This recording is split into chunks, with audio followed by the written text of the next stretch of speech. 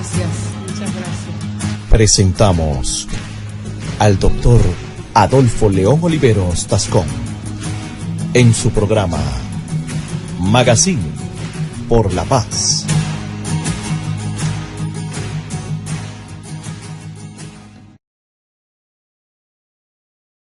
Muy buenas tardes a todos los oyentes de lapazestereo.com. Estamos en el Magazine por la Paz. Les habla Adolfo León Oliveros Tascón, su periodista amigo, defensor de los derechos humanos. Nos acompaña Miguel Mejía en el equipo de sonido, ingeniero. Carlos Gabriel Ortiz Quiñones, abogado especializado en derecho penal. ¿Cómo está, Carlos Ortiz? Muy buenas tardes a todos, al ingeniero de sonido Miguel Mejía y a Adolfo León Oliveros, mi contertulio. Bueno, Carlos Ortiz, le cuento que hoy voy a tratar de manejar dos temitas que tienen que ver, el primero con el tema de la droga. Resulta que los gringos, ahora en la presidencia del señor Donald Trump, por medio de el secretario de Seguridad Nacional y el secretario de Estado, el señor Rex Tillerson, han dicho que Colombia debe reiniciar la fumigación aérea de los cultivos ilícitos, contrario a la política adoptada por el gobierno nacional, que tiene que ver con la sustitución de cultivos, por un lado, que implica una concertación con las comunidades, con los campesinos, y por otro lado con la erradicación manual que está haciendo para no afectar el medio ambiente, el ecosistema. Pero resulta que los gringos, desde la óptica de ellos, el problema del aumento en los cultivos ilícitos es por culpa del gobierno nacional, o sea, es culpa de nosotros. Los gringos creen que es que aquí en Colombia se siembra coca y se siembra marihuana, es porque aquí la gente le da la gana, no. Resulta que Eduardo Díaz, que es el director de sustitución de cultivos ilícitos de la presidencia en Colombia, demuestra claramente con estadísticas que el problema del aumento de los cultivos ilícitos se debe, primero, a que en Estados Unidos el número de consumidores de coca se ha aumentado de una manera ostensible. O sea, hoy en día son más los periqueros en Estados Unidos que los que habían hace 20 o 10 años. Que las razones, vaya uno a ver. Algunos dirán que es una sociedad en decadencia, que necesita droga para poderse superar o para poder aguantar la vida, que eso es lo que pasa muchas veces, ¿no? Que la droga la usan para tratar de superar depresiones, soledades, ansias o ansiedad, trastornos psiquiátricos, psicológicos, etcétera. O sea que si esa sociedad ha aumentado su problemática de salud mental, aumenta el consumo de drogas, entonces la culpa no es de nosotros, no es de Colombia. Porque viene que la gente siembra lo que se vende, la gente no siembra lo que no se vende, y lo voy a contar con un ejemplo. Aquí en el Valle del Cauca, muchos agricultores les dio por sembrar sábila.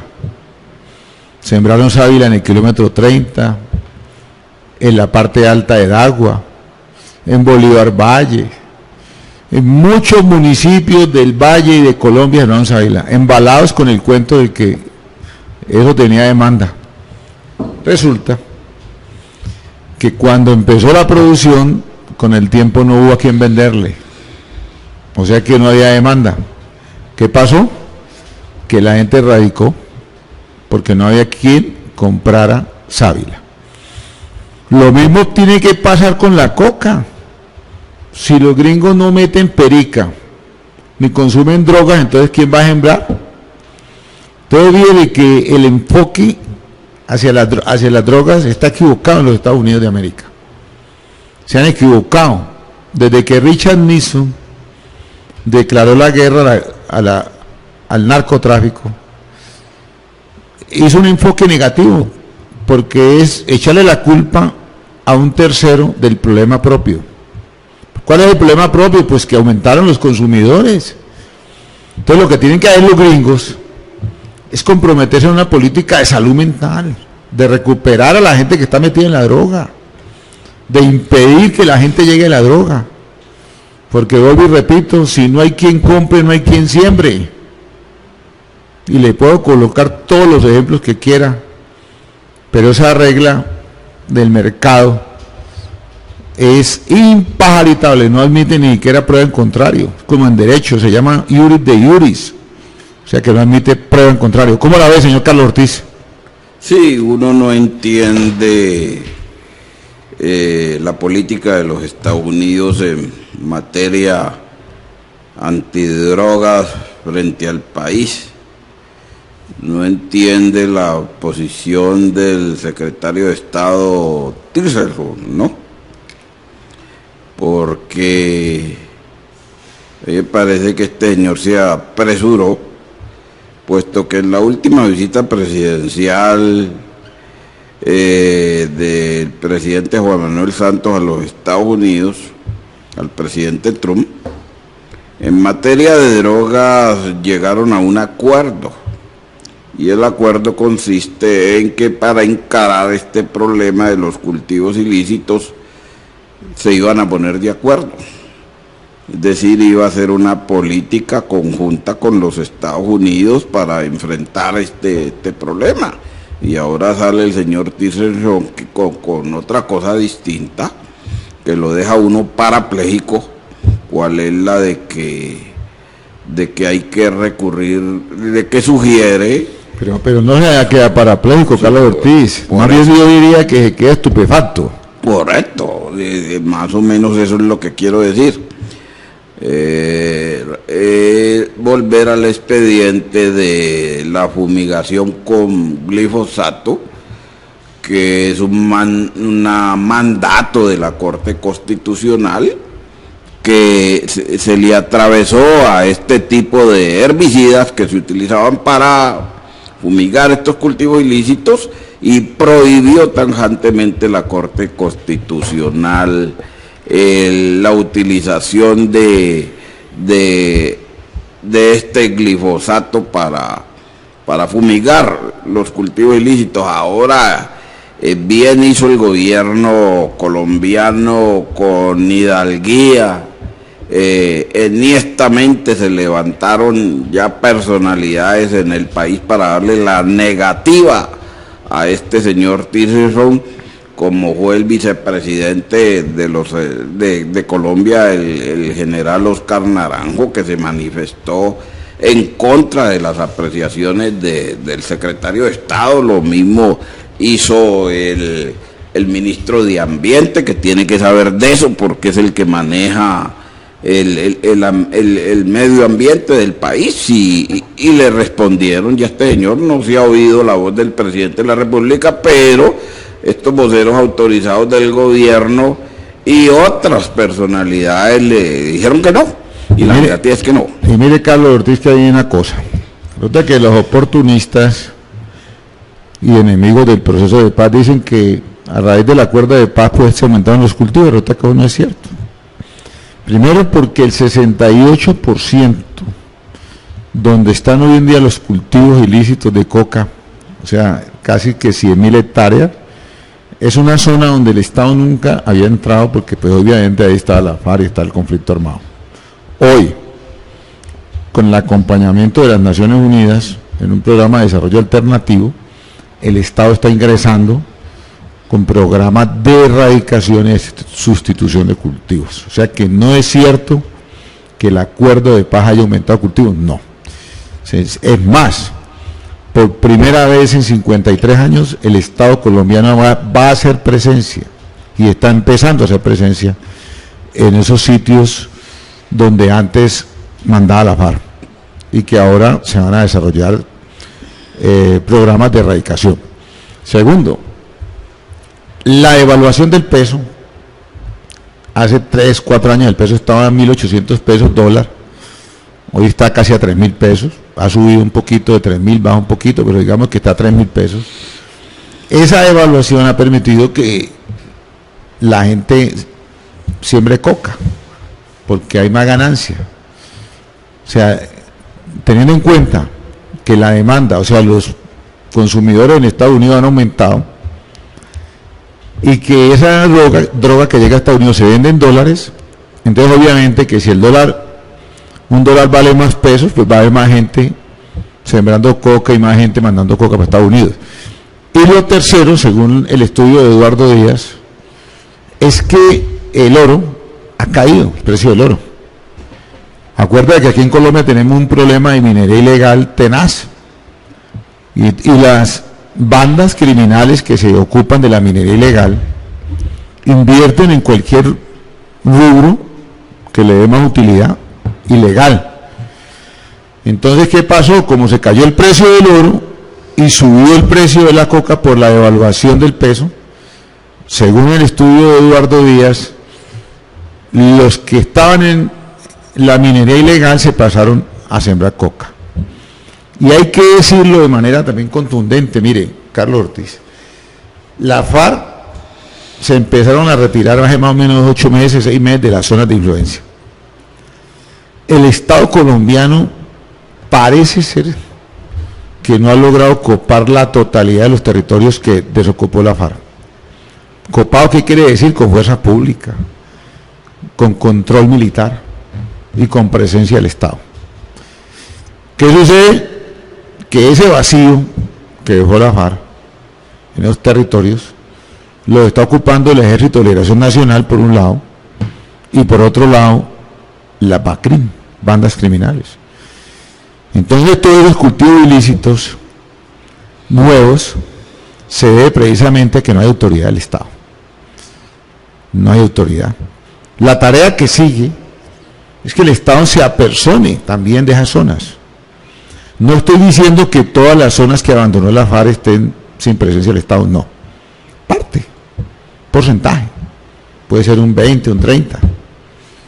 Pero es que estamos diciendo que el 68% del total de hectáreas sembradas en coca están ubicadas en terrenos que antes maneja la FARC.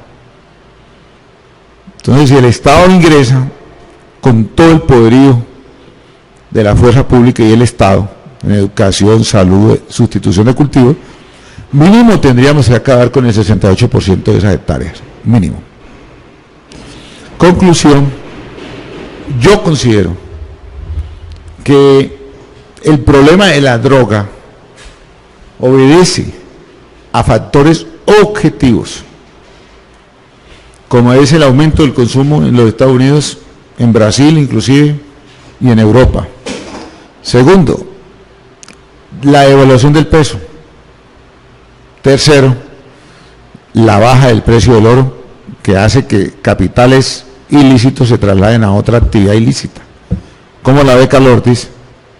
Bueno, según las predicciones del Banco de la República, tendremos dólar al final del año, no va a pasar de los 2.700 pesos, dicen ellos. Entonces no sé, pues si en las actuales circunstancias con dólar a 2.941 este sea un aliciente, un incentivo para que los grupos al margen de la ley que trafican con droga decidan invertir en este cultivo ilícito, en este caso la coca. Pues entonces allí sucede pues lo que usted dice, pues que el Estado se tiene que apersonar de este problema e ingresar a las zonas en donde no habían ingresado y que están siendo copadas por otros grupos al margen de la ley. Eso esperamos que ocurra, pues, para que haya una política eficaz y y en lo que está el Estado, en la sustitución de estos cultivos ilícitos mediante la erradicación manual. Bueno, Carlos Ortiz, le voy a pasar a otro tema interesante del día de hoy. Resulta que el Gobierno Nacional, por medio de la Agencia de Defensa Jurídica de la Nación, tomó la decisión de demandar la sentencia de la Corte, demandar la nulidad, sentencia de la Corte Constitucional que modificó el tema del fast track. ¿Por qué? Porque la decisión la tomaron sin tener en cuenta precedentes de la misma Corte que han establecido que para el proceso de paz, para la implementación del proceso de paz, juegan reglas especiales, como el fast track. También que uno de los magistrados, el señor Carlos Bernal Pulido, se había posicionado el día anterior y no tuvo tiempo de leer el documento, el proyecto que le llevaron al día siguiente. Es que ustedes posicionan a las 5 de la tarde del día jueves, mientras le hacen la celebracióncita en la casa, y al otro día a las 10 de la mañana le llevan el proyecto ya redactado para que lo firme. Eso es falta de seriedad. Señor Bernal Pulido, que es profesor de la Universidad Externa de Colombia y que supuestamente es muy riguroso, porque cuando yo le pedí que me sirviera director de la tesis de maestría en el externado, me dijo que me tenía que leer 5 libros previamente para él poderme servir de director. A mí me extraña que semejante personaje con ese requisito haya ido al día siguiente la posesión sin ningún estudio y haya aprobado semejante esperpento jurídico. Y lo otro, que es que el tipo había publicado en ámbito jurídico un artículo donde prácticamente había opinado sobre el asunto en cuestión, lo que da lugar a una recusación. No hubo forma de recusarlo porque eso fue de un momento para el otro que se tomó la decisión. Lo tercero, dos de los magistrados que estaban allí eran interinos, estaban haciéndole un reemplazo a 2 magistrados que habían cumplido el periodo, y resulta que los tipos terminaban siendo los auxiliares de Gloria Ortiz y de Luis Guillermo Guerrero, que entre otras cosas parece que son parientes. Entonces, en esas condiciones es imposible que una corte vaya a tomar una decisión. Es que recordemos que eso quedó 4 creo que fue, donde dentro de los 5 estaban Bernal Pulido, que había llegado el día anterior, 2 auxiliares que son subalternos de Guerrero y de Gloria Ortiz, o sea que no había autonomía de los magistrados. ¿Por qué es procedente la nulidad? Primero porque hay un antecedente aquí en la misma Corte Constitucional, con el caso del Departamento del Valle, cuando lo obligaron a pagar una carretera que nunca se hizo, porque en la primera instancia los magistrados de decisión le dieron la razón al departamento, la demanda que presentó el doctor Angelino Garzón con la obra de la doble calzada Cali-Candelaria, que no existe. Y resulta que 2 años después, estando de presidente Rodrigo Escobar Gil, que es el mismo que sirvió de intermediario con el negocio de Jorge Pretel y Fedi Petróleos, estando de presidente Rodrigo Escobar Gil de la Corte Constitucional, decretan la nulidad de un fallo de la misma Corte para obligar al departamento a pagar la bobadita de 55.000 millones de pesos. Entonces, si la nulidad sirvió para revocar una sentencia de la misma Corte donde se le impone una carga al Departamento del Valle, una carga injusta, ilegal, de pagar una obra que nunca se hizo y no se ha hecho hasta el día de hoy, ¿por qué razón no va a proceder nulidad contra un mismo fallo de esa misma Corte integrada por personajes que estaban en interinidad 2 y uno que se acaba de posicionar el día anterior sin ninguna opción de estudiar el expediente y sin haberse declarado impedido a raíz de su opinión previa en el ámbito jurídico de septiembre del 2012 o 13. ¿Qué quiere decir lo anterior? Que esa solicitud de nulidad está llamada a prosperar por vicios de fondo en la decisión de la Corte, que pretendió ponerle un palo en la rueda a la implementación de los acuerdos de paz. Y es que vale la pena recordar que esa Corte espúrea, en el sentido de que tenía magistrado de un día, de menos de 24 horas, y 2 interinos subalternos de los otros 2, esa Corte espúrea, desde ese punto de vista, dice, o dijo, que aún aceptando que se puede implementar el fast track, añadió que el Congreso podía poner en discusión los proyectos presentados por el Gobierno Nacional. Es decir, que el Congreso de la República podía modificar los proyectos presentados por el Presidente de la República por medio del ministro correspondiente para implementar el acuerdo de paz. Que en otras palabras quiere decir que el Congreso podía atravesarse como mula muerta al acuerdo sellado y celebrado en el Teatro Colón y aprobado por el mismo Congreso de la República, donde se establece claramente que el único que puede llevar la totalidad del proyecto es el Ejecutivo por medio del Presidente de la República. ¿Cómo la ve, señor Ortiz? Ojalá se admita esta demanda de nulidad y se le dé su trámite, porque efectivamente existen y se observan esas irregularidades allí que usted apunta.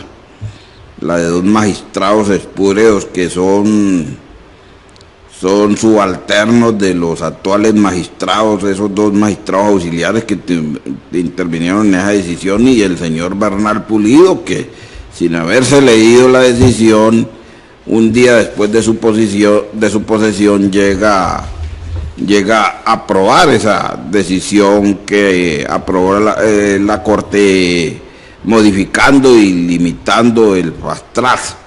Como no soy constitucionalista, no sé, tengo entendido que tiene que ser una sala de conjueces la que decida esta nulidad que ha propuesto la agencia jurídica del Estado. No, aquí no hay conjueces, porque aquí no hay conflicto de todos los magistrados. El único que podría tener un conflicto allí sería Bernal Pulido, que tendría que declararse impedido porque ya había opinado antes. No lo hizo porque lo cogieron allí, digamos, contra la pared.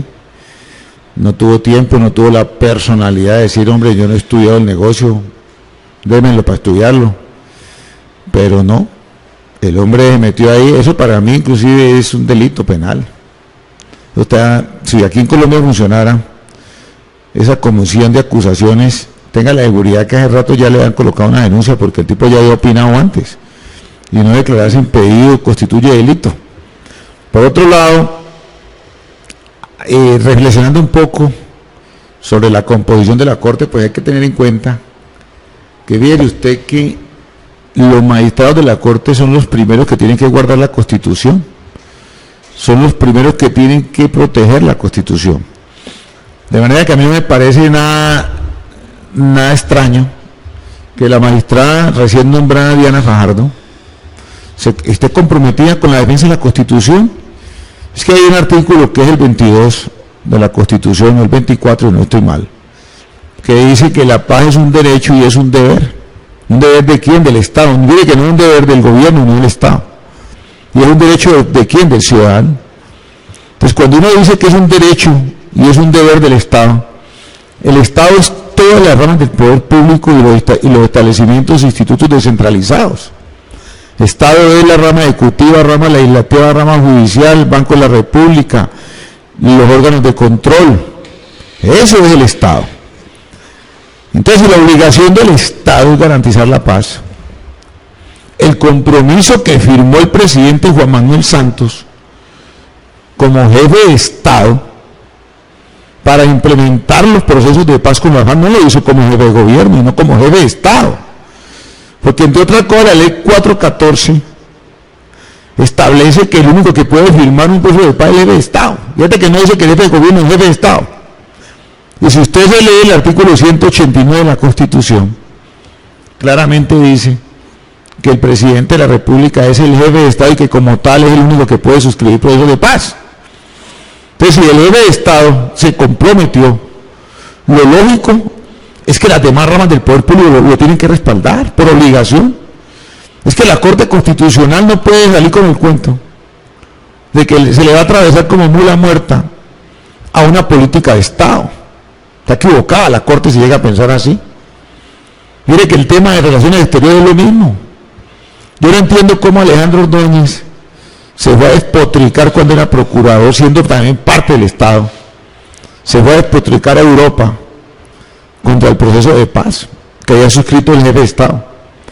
Yo no entiendo cómo muchos colombianos con cargos públicos van a defender el fallo de la Corte Internacional que condenó a Colombia a devolver unos terrenos a Nicaragua. Es que la política internacional de cualquier país es una política de Estado y la tenemos que respaldar todos los colombianos. Eso no es que a mí me guste o no me guste, defendemos al Estado todos. Todo lo que establezca el jefe de Estado a nivel internacional es política del Estado colombiano, no del gobierno. La Corte Constitucional se equivoca si cree que puede violar la Constitución desconociendo que es una obligación del Estado garantizar la paz a todos los colombianos. Y el jefe de Estado, en su leal saber entender y utilizando todos los mecanismos democráticos válidos que prevé la Constitución, como es la aprobación del Congreso de la República y la reforma constitucional mediante un acto legislativo del año 2016, estableció el camino del fast track para evitar discusiones bizantinas en un tema tan importante como es el derecho a la vida de los colombianos y el derecho a la tranquilidad, el derecho a que no los maten, el derecho a que no lo hieran, a que no les pongan minas quiebrapatas. El gobierno colombiano firmó con la organización en esa época subversiva llamada la FARC, firmó un acuerdo de paz y el señor presidente de la República lo hizo utilizando la prerrogativa que le da la Constitución como jefe de Estado. Él no ha ido allá como jefe de gobierno, como jefe de Estado. Además de ello, el señor presidente de la República fue reelegido en el año 2014 con una votación millonaria, diría yo, casi 12 millones de votos de colombianos que salimos a pedirle al presidente que hiciera la paz. Y si alguien me dice a mí de que el plebiscito se perdió por 50.000 votos, le voy a decir qué pasó. El plebiscito no es obligatorio constitucionalmente para que el jefe de Estado celebre un acuerdo de paz. Y viene que no es tan obligatorio que el doctor Álvaro Uribe Vélez, cuando hizo el acuerdo de paz con los paracos, año 2008, el famoso acuerdo del Ralito por allá, tenga la seguridad que el doctor Uribe no convocó ningún plebiscito, no porque estuviera violando la ley ni la Constitución, sino porque no era obligatorio. El señor presidente Santos, convencido de que se iba a dar una campaña limpia, sin mentiras, sin utilizar las tácticas nazistas de Goebbels y las mentiras de Donald Trump, convencido de eso, se la jugó a fondo desafortunadamente pudo más el miedo de la gente instigada por los enemigos del proceso de paz. Por eso yo digo y sigo sosteniendo en todos los foros donde me inviten, que es que las políticas de paz, como las políticas internacionales, obligan a todos los órganos del poder público y a todas las ramas del poder público. No solamente obligan al Congreso ni obligan a la rama ejecutiva, sino también a la rama judicial. Y oponerse a la implementación de los acuerdos de paz es violar la Constitución Nacional. Por eso me opongo también a que señalen que Diana Fajardo, la nueva magistrada, que la señalen como partidaria o seguidora de la FARC. No tiene ningún sentido, cero sentido. Diana Fajardo es una profesora universitaria que ha ocupado cargos públicos a nivel nacional con buen lujo de detalles, una profesional proba, y su compromiso con la paz no es porque ella quiera, sino porque la Constitución nos obliga a todos los servidores públicos a defender el proceso de paz y apoyar las políticas del jefe de Estado, sea quien sea, en materia de paz. Nosotros no podemos, ningún servidor público se le puede oponer al presidente de la República al acuerdo de paz, ninguno. No es que seamos borregos, no, sino que la Constitución dice que el jefe de Estado es el único que puede firmar acuerdos de paz como jefe de Estado, y que las políticas de jefe de Estado obligan a todos los colombianos, sean quien sea. Las políticas del gobierno son las internas aquí a nivel nacional en materia de políticas públicas y en otro tipo de manejo como presupuestos, obras públicas, inversiones, donde sí pueden haber debates y discusiones. Pero en los acuerdos de paz o en los tratados internacionales que celebra el presidente como jefe de Estado, no hay discusión. No hay discusión. El jefe de Estado tiene esa prerrogativa constitucional y nuestra obligación como colombianos es respaldarlos. Por eso, en el nuevo nombramiento que se va a hacer de un magistrado que reemplace el interino que está allí,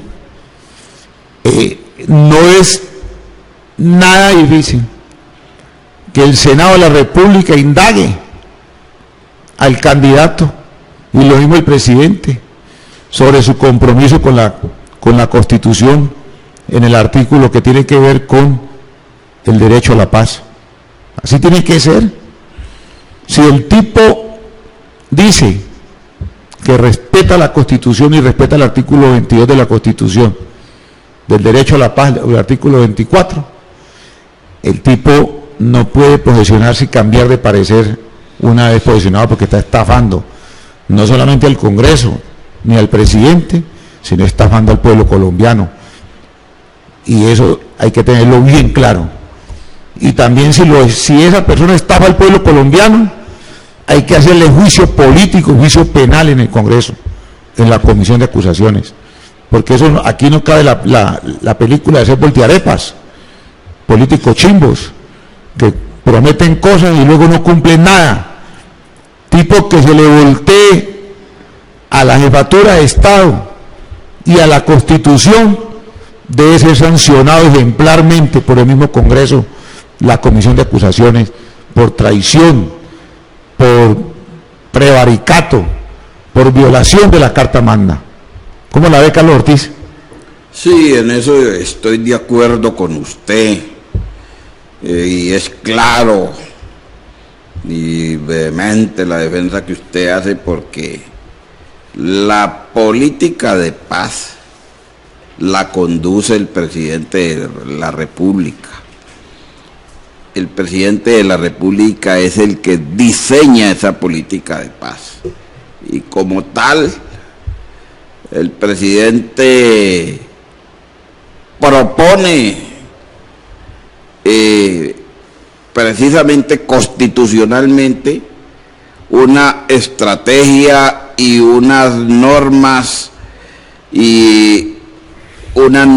precisamente para que se haga esa política de paz de acuerdo con la Constitución, que la política pública de paz, que la paz es un deber y un derecho consagrado en la Constitución, y la iniciativa en estos casos la tiene el jefe del Estado. Entonces no veo por qué unos magistrados, como el señor Bernal Pulido, por ejemplo, y la misma magistrada Diana, que se acaba de nombrar, y oí decir, so pretexto de que si se viola la Constitución,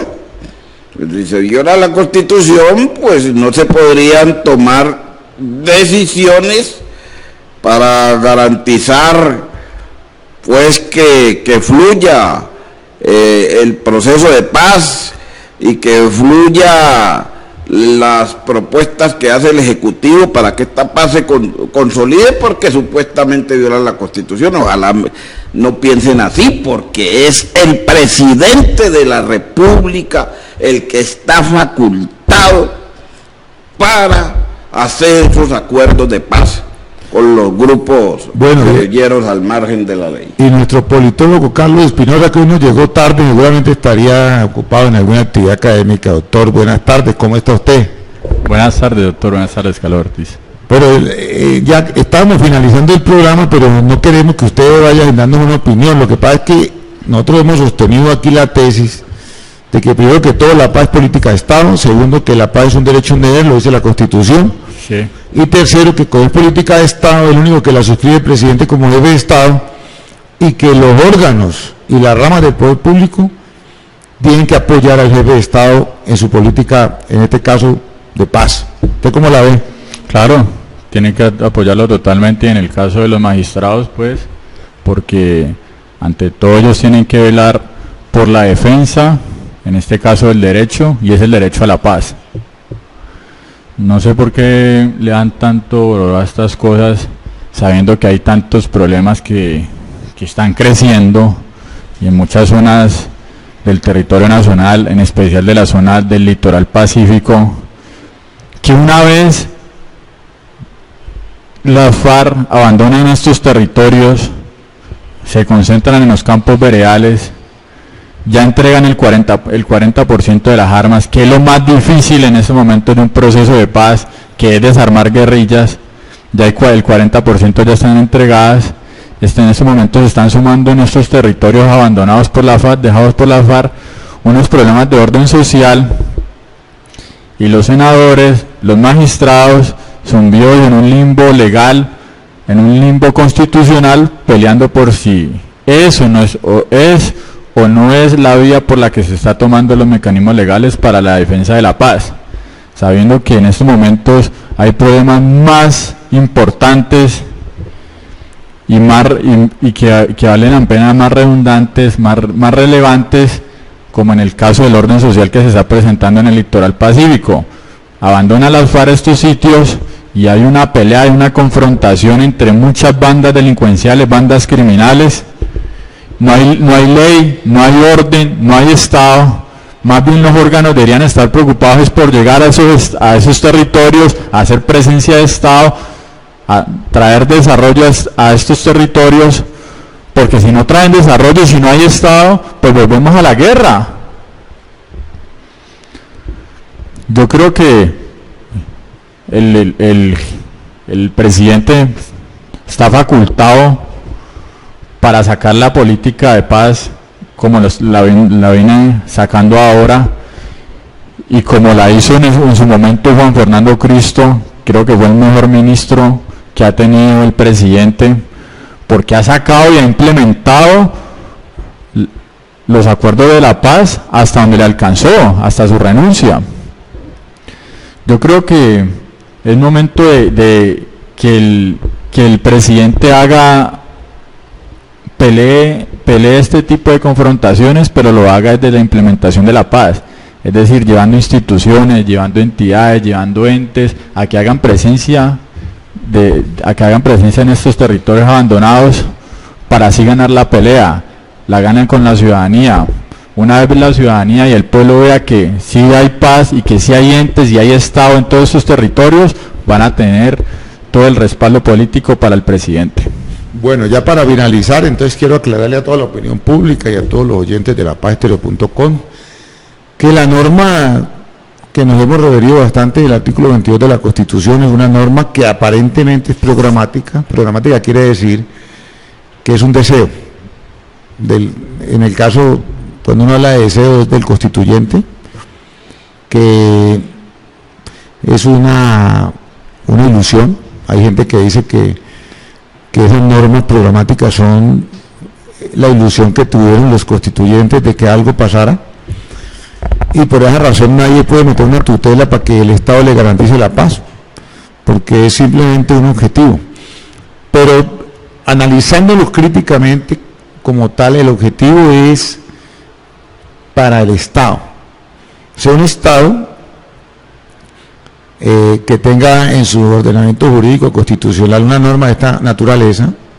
La paz es un derecho y es un deber, tiene que buscar siempre la paz, o sea, el compromiso de quien jura cumplir fielmente la Constitución y la ley, sea el presidente de la República, los magistrados de las Cortes, los senadores, los representantes, todos los que cumplan función pública. El compromiso es buscar la paz, o sea, el objetivo es buscar la paz. Y en busca de la paz participamos todos. La cabeza del proceso es el señor presidente, porque es un objetivo de Estado. Entonces el señor presidente, como jefe de Estado, es el que pone la cabeza allá y es el que tiene la única facultad de salir a negociar. Por ejemplo, el presidente de la Corte Constitucional no puede negociar con nadie la paz. El presidente del Congreso tampoco. Solamente puede negociar el presidente de la República como jefe de Estado, porque la Constitución no le ha dicho ni al presidente de la Corte Constitucional, ni al presidente del Congreso, ni a ningún otro funcionario que sea jefe de Estado. Solamente le dijo al presidente de la República. Entonces el señor presidente de la República, como jefe de Estado, pone la cabeza, él, pero como el objetivo de todos los que hemos jurado es defender y buscar la paz, entonces todos tenemos que apoyar al presidente de la República. Eso no cabe la menor duda. Quien obre en sentido contrario, no solamente contraria o viola su juramento al momento de posesión, sino que traiciona a la patria. O sea, es una traición a la patria. Quien no busque en el ejercicio de su función el objetivo máximo de la sociedad, que es la paz, está traicionando la Constitución y por ende traiciona a la patria. Y ese mensaje le cabe a todo el mundo, al congresista, al mismo presidente, a los ministros, a los gobernadores, a los alcaldes y a todos los que de una u otra forma prestemos función pública. Porque es que nosotros siempre que nos posicionemos en un cargo, por ejemplo, yo cuando fui magistrado, el día que me fui a posicionar ahí en la gobernación, ahí me dijeron, jura cumplir fielmente la Constitución y la ley. Yo dije, juro. Cuando me posicioné de notario en la misma gobernación, jura cumplir la Constitución y la ley, juro. Señores, si uno no cumple lo que jura, eso se llama falso juramento, que es delito penal, da 12 años de cana. Y segundo, traiciona a la patria, traiciona la Constitución. Y por eso la reflexión que yo le hago a todos los servidores públicos es que cuando juren, fíjense qué es lo que están jurando. Cuando un tipo vaya a jurar, tiene que saber lo que está jurando, porque además él le pregunta, jura cumplir la Constitución y la ley. ¿Qué tal que hay un bellaco que diga que sí y no haya leído ni siquiera la Constitución? Un bellaco que juro, y no sepa que el artículo 22 de la Constitución dice que la paz es un derecho que tiene el pueblo y es un deber que tiene el Estado. Y entonces el tipo dice juro, pero no sabe que eso existe ahí. Entonces le puede pasar la de Simón Gaviria, que firmó una reforma constitucional como con 7 micos, y luego le preguntaron, y dijo que no había leído. Señores, seamos serios, con la patria hay que ser serio. Si juramos cumplir la Constitución, es porque hemos leído la Constitución, si no, no juremos nada. Digámosle al man que nos estamos viendo, no, yo no juro, entonces tampoco lo posiciono. Yo le tomo el juramento a usted, yo no juro, le digo, no, chao, vaya de aquí, me consigo uno que jure, pero que lea la Constitución, que no sea bellaco, porque si llega al cargo y con su política y con sus fallos y sus decisiones va en contravía de la Constitución, es un traidor a la patria, es un prevaricador, es un hombre o una persona que no merece estar en el cargo. Me despido de ustedes y nos vemos la próxima semana. Bien, pues, Carlos Ortiz. Antes de despedirme de los seguidores de Magazine por la Paz, quiero poner en el tapete de que el señor Pablo Beltrán hoy de Los Helenos, en la prensa aparece que está pidiendo a gritos que el gobierno llegue rápidamente a un cese al fuego y hostilidades con ese grupo para continuar con el proceso de paz con esa organización, lo cual me parece plausible y me parece muy bien de ese lado. Me despido pues de los seguidores de Magazine por la Paz, que pasen una feliz tarde y cuídense en el puente. Muy bien, Carlos Ortiz. Siga, doctor Carlos Espinosa. Fíjese que cuando se sentaron en la mesa de negociación las FARC y el Estado, el gobierno, el primer grupo que hizo el cese al fuego fue unilateralmente y fue las FARC. Cuando, después de 2 meses, cuando el gobierno ratificó que efectivamente había un cese al fuego por parte de las FARC, pasó el cese al fuego a ser bilateral. Ojalá el gobierno pues le pida también el cese al fuego también a la ELN, ¿no? Bueno, cordial saludo para todos. Bueno, los helenos tienen que demostrar con hechos, pues lo vamos a hablar en la próxima programa, que realmente quieren la paz. Porque es que uno no puede buscar paz matando soldados, matando policías. Eso no está bien, porque son campesinos, hijos del pueblo. Si los helenos están interesados en ceses bilaterales, tienen que primero ellos demostrar que están comprometidos, y fuera de eso declararlo unilateralmente, y después el Estado, evaluando los sucesos, puede acordar un cese bilateral. Pero la conducta de los helenos hasta el día de hoy no ha sido congruente con lo que dicen. O sea, la conducta de ellos habla de guerra y las palabras supuestamente hablan de paz. Tenemos que ser congruentes, señores helenos. Necesitamos que los hechos de ustedes estén acordes con lo que están diciendo. De lo contrario, no hay lugar. Cero. Congruencia, señores de los helenos. Congruencia. Hasta luego.